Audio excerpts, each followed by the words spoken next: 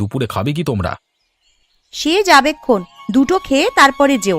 আমি পান্তা ভাত আর লঙ্কা রেখে দিয়েছি, একটা পেঁয়াজ দিয়ে খেয়ে যাও। মা কোথায়? মাকে তো সকাল থেকে দেখছি না।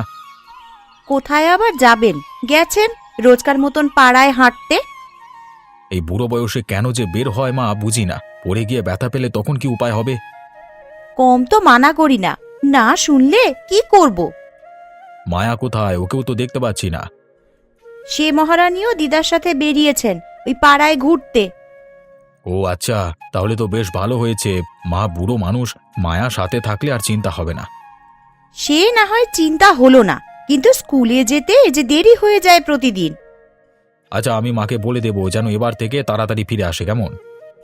আচ্ছা, এখন খেয়ে দিয়ে বাজারে যাও, বাজার নিয়ে এলে ও বেলায় রান্না করব আমি। আচ্ছা আচ্ছা, আমি হাত মুখ ধুয়ে আসি, তুমি ভাত দাও। আচ্ছা ঠিক আছে।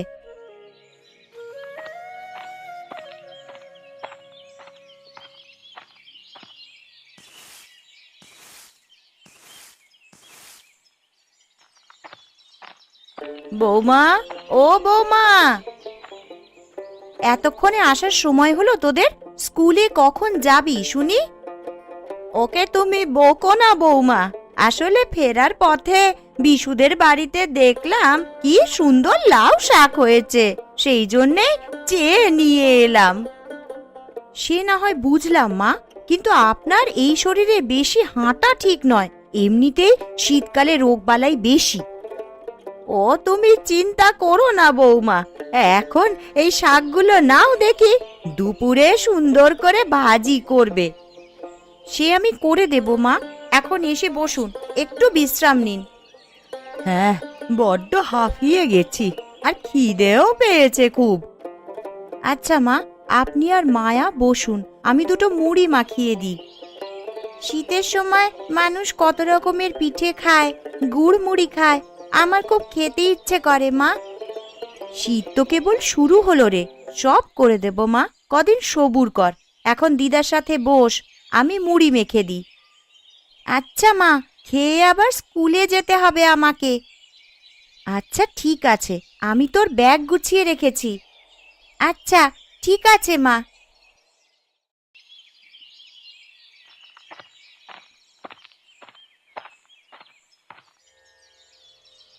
মায়া দিদি, ও মায়া দিদি, তুমি কোথায়? এই যে বিটকেল, আমি এখানে। আমার নাম বিজয়, আর তুমি আমাকে শুধু বিটকেল বলে ডাকো কেন দিদি?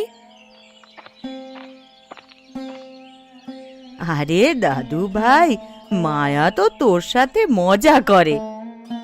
আচ্ছা তুই মন খারাপ করিস না বাবা, আমি মায়াকে বকে দেব। এখন যা বাবা, তোরা স্কুলে যা।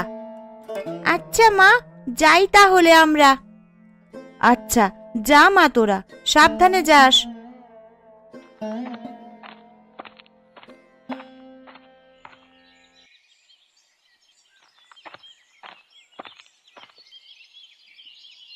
মা, ও মা, কোথায় গেলে?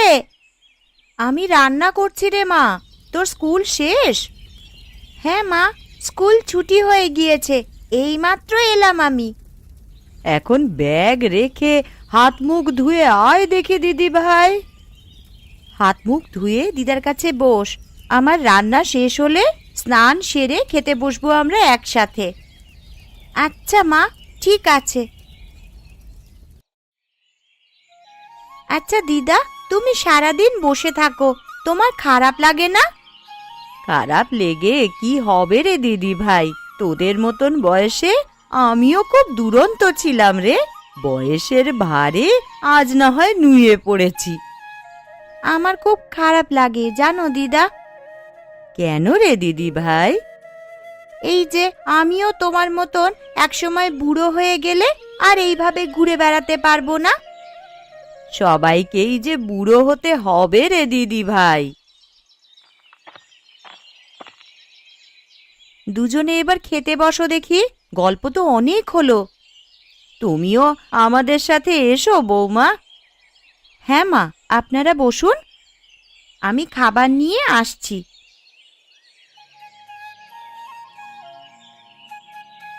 আজকের শাক ভাজিটা দারুণ হয়েছে বৌমা। অনেক দিন বাদে এমন শাক ভাজি খেলাম। আচ্ছা মা, আপনি পেট ভরে ভাত খান মা। হ্যাঁ মা, শাকটা আসলেই অনেক মজা লাগছে। বুঝলি দিদি ভাই, সংসার সুখের হয় রমণীর গুণে। শুধু রমণীর গুণ হলে হয় না মা, আপনার ছেলেও যে সংসারের জন্য কত কিছু করে। সংসার সুখের হতে হলে নারী পুরুষ সবার হাত থাকতে হবে সেখানে, তাই না দিদা? হ্যাঁ রে দিদি ভাই। আচ্ছা, এখন খেয়ে বিশ্রাম নে দিদি ভাই, আমরা বিকেল বেলায় বিজয়দের বাড়িতে যাব। ঠিক আছে দিদা।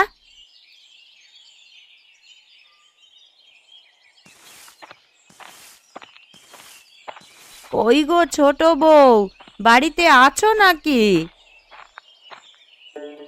হ্যাঁ মা, আমি এই যে এখানে উঠানটা একটু ঝাড়ু দিচ্ছিলাম মা। কেমন আছো কাকিমা? আরে মায়া বুড়ি যে, আমরা ভালো আছি মা। তোরা কেমন আছিস?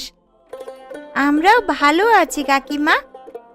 তা দুপুরে খেয়েছিস? আমাদের বাড়িতে দুটো ভাত খা মা। না কাকিমা, দুপুরে খেয়েছি আমরা। কাকা কোথায় গেছে? কাকাকে দেখতে পাচ্ছি না যে। তোর কাকা মাঠে গেছে রে মা। তোর বাবা আজকে মাঠে যেতে পারবে না বলেছিলেন, তাই তোর কাকা একাই গেছে আজকে। তা কাকা দুপুরে খেয়েছে? সেই সকাল থেকে মাঠে গেছে? হ্যাঁ খেয়েছে, বিজয় গিয়ে খাবার দিয়ে এসেছে। আরে দিদা, মায়া দিদি, কখন এলে তোমরা? এই যে দাদু ভাই, আমরা এখনই এলাম। স্কুল শেষ করে মায়ার সাথে বাড়িতে গেলি না কেন দাদু ভাই? মা তাড়াতাড়ি বাড়িতে আসতে বলেছিল যে বাবার জন্য খাবার নিয়ে মাঠে যেতে হবে, তাই। আচ্ছা ঠিক আছে দাদু ভাই, এখন চল আমরা পাড়ায় একটু হেঁটে আসি। সত্যি দিদা? হ্যাঁ রে দাদু ভাই, চল আমরা ঘুরে আসি। সে কি মা, এখনই তো এলেন, আবার এখনই কোথায় যাবেন? ঘরে বসে থাকতে আর ভালো লাগে না রে মা। আমি বরং ওদের নিয়ে একটু ঘুরে আসি, মনটা ভালো থাকবে। আচ্ছা তবে যান মা, ঘুরে আসুন। রাতে কিন্তু মায়া আর আপনি খেয়ে যাবেন, এই বলে দিলাম। আচ্ছা ঠিক আছে বৌমা। চলো চলো দিদা, না হলে সন্ধ্যা হয়ে যাবে। আচ্ছা চল দাদু ভাই, চল।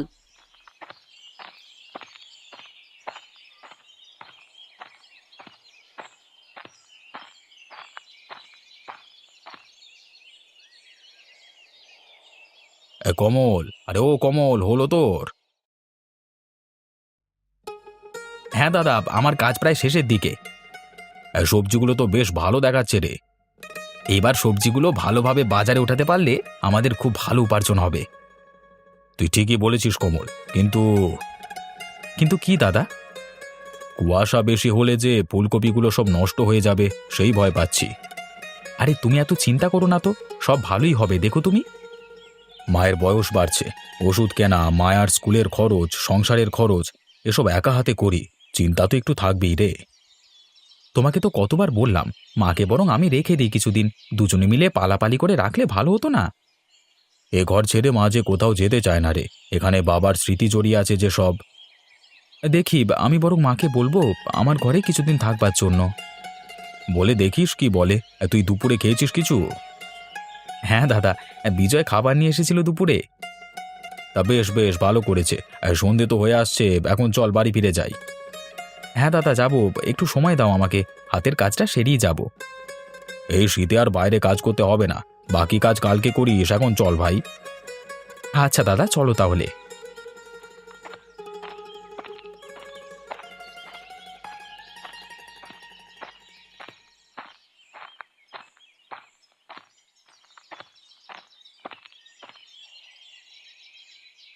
কই গো গিন্নি, কোথায় গেলে তুমি?